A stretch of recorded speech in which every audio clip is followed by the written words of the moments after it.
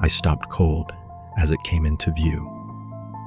In the soft mud, right at the edge of the tree line, there were tracks, but they didn't look like tracks from any animal I'd ever seen. Deep, massive impressions that somehow seemed to defy biology. They had the general shape of a hoof, but they were huge, way bigger than any hooved animal tracks I'd seen.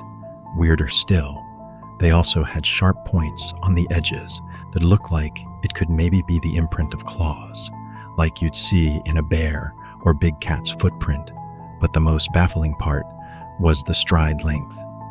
It was indicative of something that walked on 2 feet, and that must have stood at nearly 8 feet tall.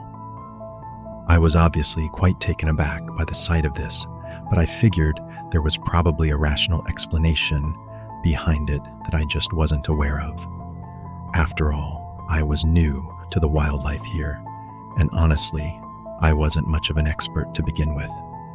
Hunting was more of Jim's thing, but I did make a mental note to get him to come out and take a look at this as soon as possible. I picked up Rocky that afternoon. Usually, he's a ball of chaotic energy, but the moment he stepped out of the truck and caught the scent of the backyard, his ears went flat against his skull, and he seemed a little subdued the whole day. That night, Rocky wouldn't stop staring out the glass back door. He didn't growl or bark. He just stood there, his body lightly vibrating with a low, rhythmic tremble, even though it wasn't cold at all.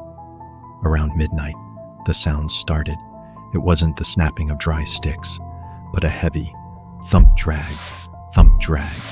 It sounded like something massive pulling its own weight through the undergrowth. Rocky erupted, throwing his entire weight against the glass and barking with a frantic, high-pitched desperation. I grabbed a flashlight and stepped outside, scanning the tree line. I stood glued to the back porch, too terrified to take even a single step toward the vast, pitch-black forest beyond me. But between the distance and the impenetrable darkness of the night, it made spotting anything beyond that tree line practically impossible. But I felt like I still had to check just in case.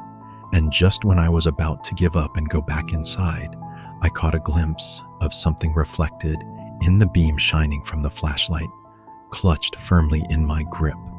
For just a split second, I saw them, 2 small amber orbs, like an animal's eyes caught in a camera's flash. They were only there for a brief moment before they vanished silently into the brush.